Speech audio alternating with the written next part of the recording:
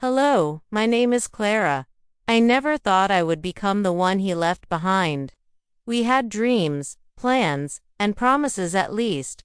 I believed we did. But one day, everything changed. He walked away and chose someone else. They say time heals all wounds, but some wounds leave a scar that stays with you forever.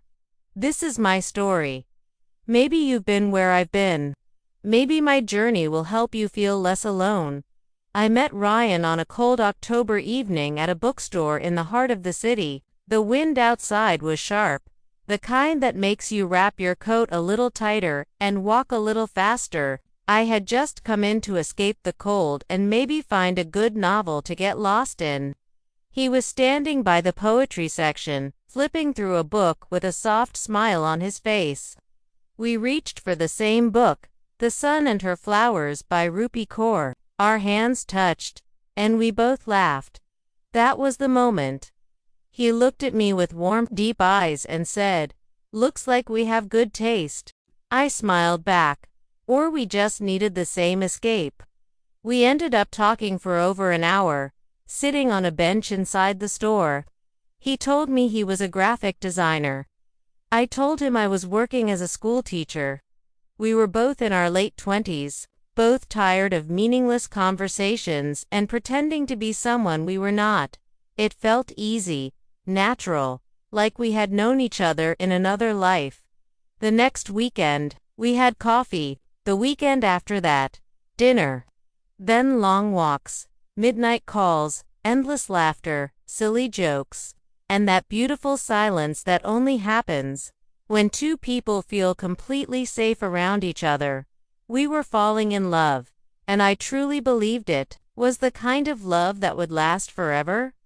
Ryan was kind in ways that made me feel special every single day. He would surprise me with handwritten notes, leave small gifts at my door, and text me every morning just to say, "Good morning, sunshine." He made me believe I mattered. Once, I fell sick and couldn't go to work.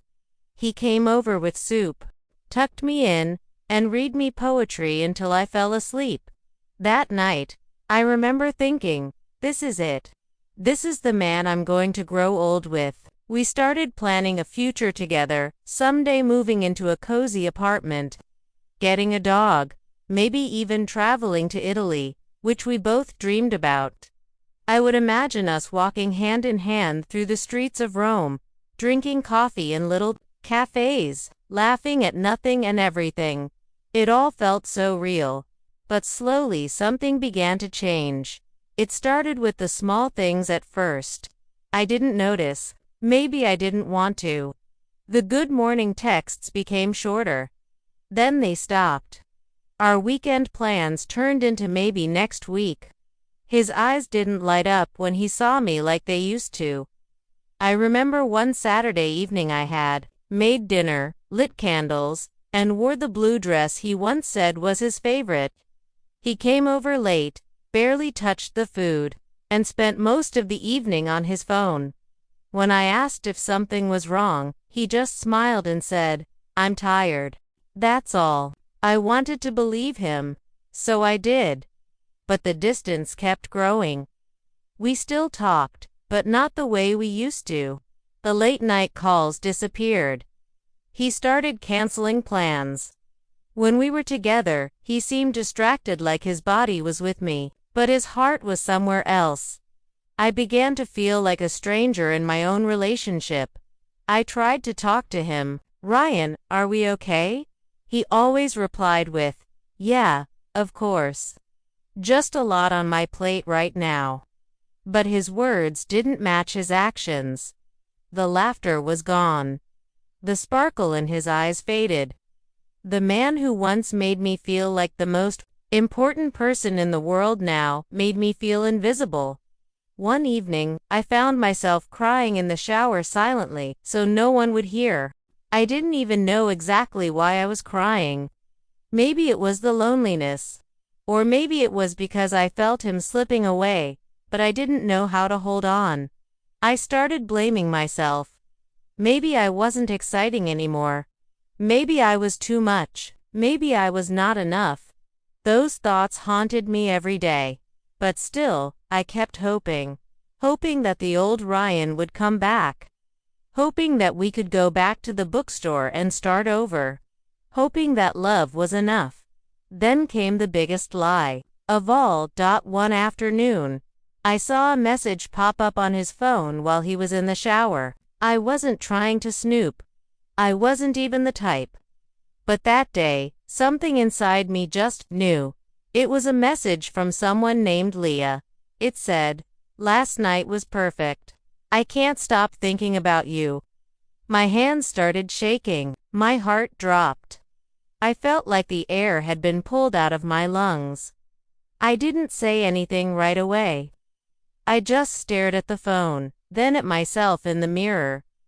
What did I do wrong? When he came out of the shower, I looked at him and asked, "Who's Leah?" His face changed. He froze. Then came the silence. The kind of silence that says more than words ever could. He admitted it. He had met her at work.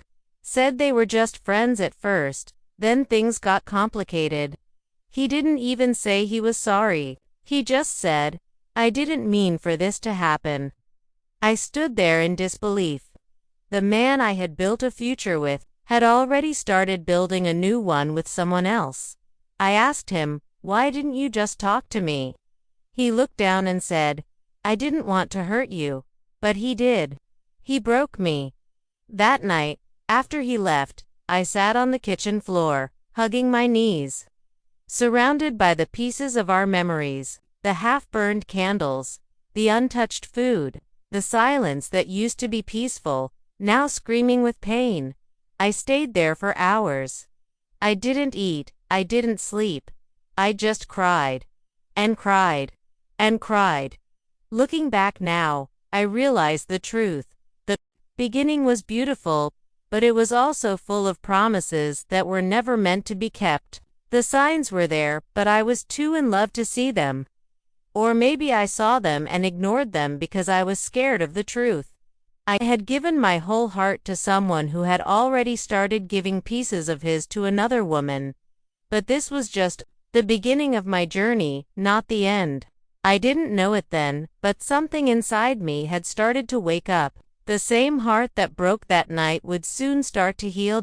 After that night, after the truth came out, I felt like I had been erased. Not just from Ryan's life, but from my own. Everything around me felt heavy. My apartment, once filled with his laughter, his voice, his set, now felt like a museum of a life that no longer existed. Every room reminded me of him. The bookshelf where we placed our first photo together. The kitchen where he once kissed me while I made coffee. The sofa where we watched our favorite shows. Every corner had a memory. And every memory had a ghost. But the worst part wasn't that he left. The worst part was knowing he had already replaced me. Before I even knew I was being replaced. I tried to stay strong. I told myself to move on. But heartbreak has a funny way of tricking the mind. One moment, you feel numb. The next, you're gasping for air. And in between, you're stuck replaying conversations, wondering what you could have done differently. I kept asking myself the same painful question. What does she have that I don't? I didn't know anything about Leah, just her name, and that she worked with him. But that didn't stop my imagination from painting painful pictures. I imagined them laughing at jokes he once told me. I imagined her getting the sweet texts I used to get. I imagined her hand in his, walking the same streets we once did. It was like watching my own love story being acted out by two strangers while I stood outside the theater, locked out. Friends tried to help. They said, "You deserve better, Clara." They said, "You're strong."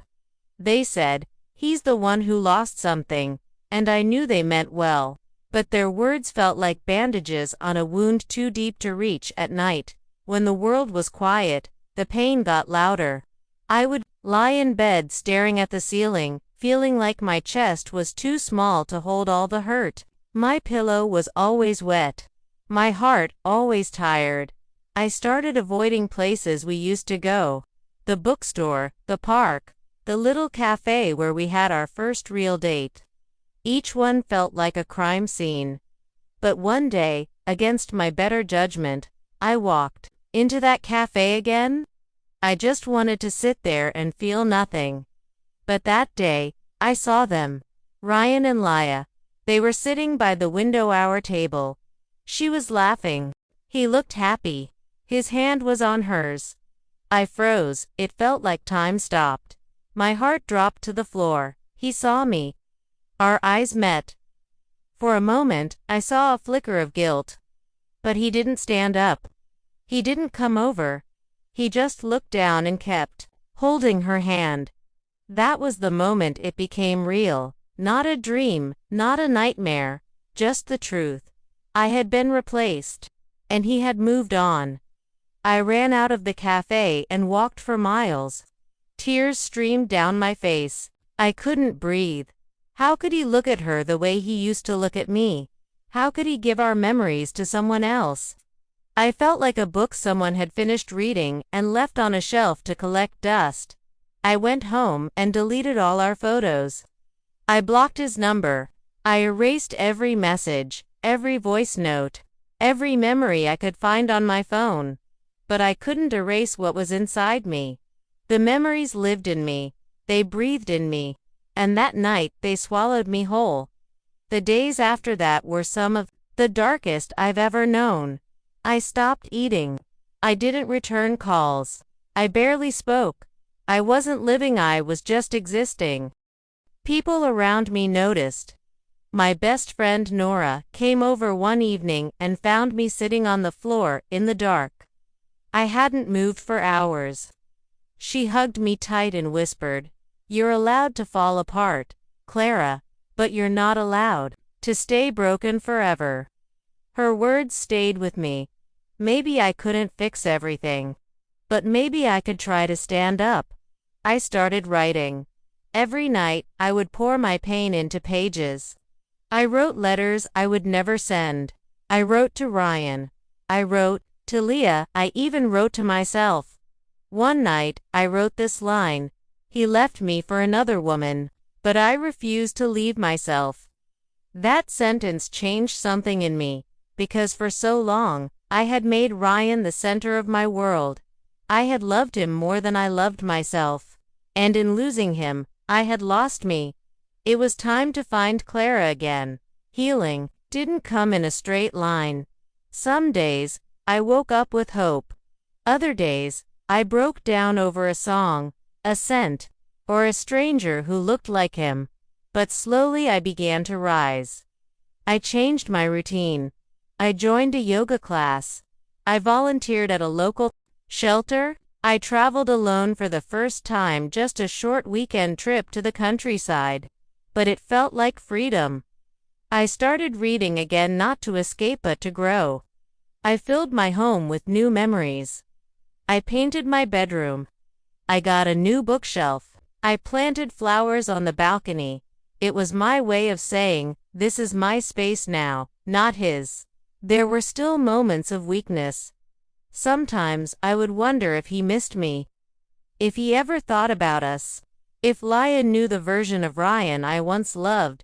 But I stopped chasing those thoughts. Because healing is not about forgetting. It's about forgiving yourself for holding on too long. It's about choosing yourself even when someone else did. I didn't single quotes One day, months later, I received a message. It was from Ryan. It said, "I hope you're doing okay. I think about you sometimes. I'm sorry for everything." I stared at it for a long time. Then I smiled and deleted it. Not out of anger. Not out of pain. But because I no longer needed his apology to heal. I had already given that to myself.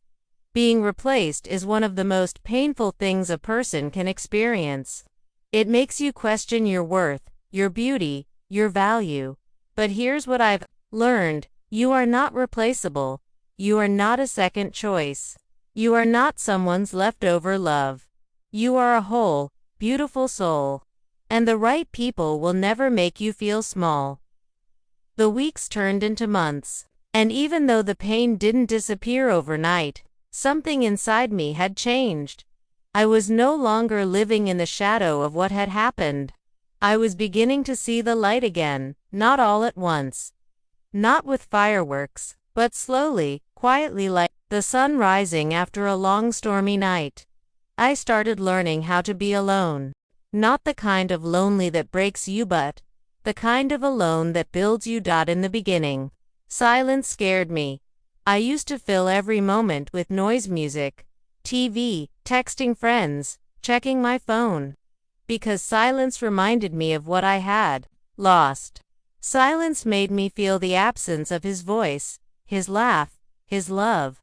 But with time, I began to see that silence wasn't my enemy, it was my mirror. And in that silence, I met someone I had ignored for too long, myself. I began taking morning walks in the park. Not to escape, but to connect with the world. And with myself. I'd sit on a bench with a coffee, watch the birds, and breathe. Sometimes, I would close my eyes and listen to the wind, the children playing, the trees moving gently above me. Those little things became my healing. I didn't need someone holding my hand to feel complete. I had my own hand, my own heart, my own strength.